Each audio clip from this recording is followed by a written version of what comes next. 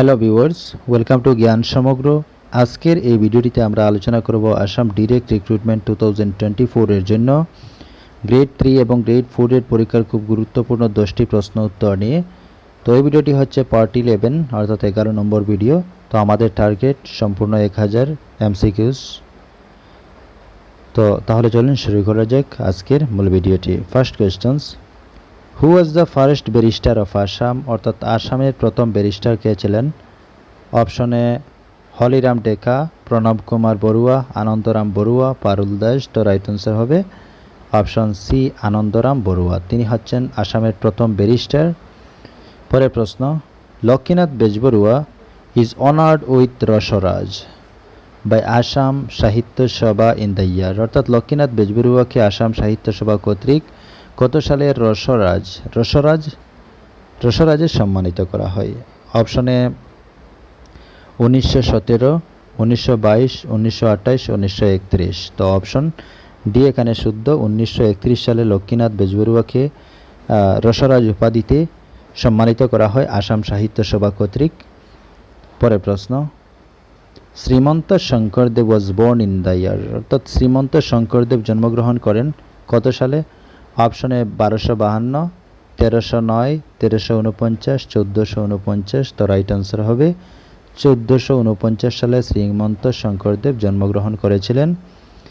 In which year Sukapha established Ahom kingdom in Charaideo, অর্থাৎ সুকাপা কত সালে চরাইদেউয়ে আহোম রাজ্য প্রতিষ্ঠা করেন? অপশনে 1253, 1272, 1296, 1309। তো রাইট আনসার হবে 1253 সালে, অপশন এ এখানে শুদ্ধ। পরের প্রশ্ন, Panidihing bird sanctuary is located in which one of the following districts, অর্থাৎ পানিদিহিং এই পাখির অভয়ারণ্য নিচের কোন জেলায় অবস্থিত? অপশনে যোরহাট, শিবসাগর, গোলাঘাট, ধেমাজি। তো রাইট আনসার গোলাঘাট জেলায়। পরের প্রশ্ন, the Brahmaputra cracker and polymer limited industry is located, অর্থাৎ Brahmaputra cracker and polymer limited শিল্প অবস্থিত কোথায়? মাকুম, গুয়াহাটি, লেপেটকাটা, যোরহাট। তো রাইট আনসার হবে লেপেটকাটা অপশন সি। আর লেপেটকাটা রয়েছে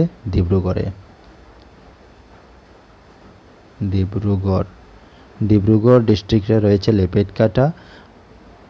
পরের প্রশ্ন, দ্য আসাম সাহিত্য সভা was first founded in the year, অর্থাৎ আসাম সাহিত্য সভা প্রথম স্থাপিত হয় কত সালে? 1902, 1912, 1917, 1921।